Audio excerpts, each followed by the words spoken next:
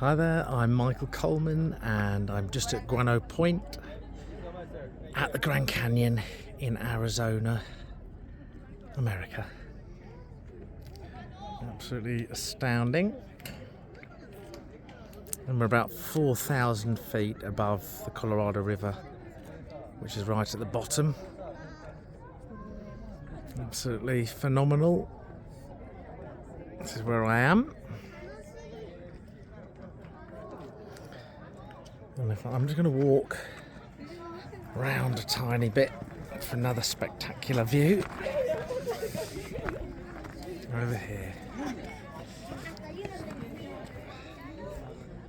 There we go.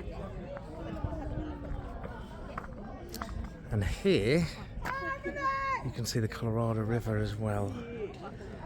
Down below, sit there.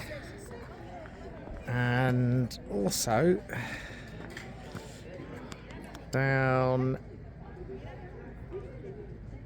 there, that's the Colorado River as well. You can see where it's worn its way through from up there, which looks even higher than here. Look, that stunning red rock has been eroded by the water. That other rock looks almost blue.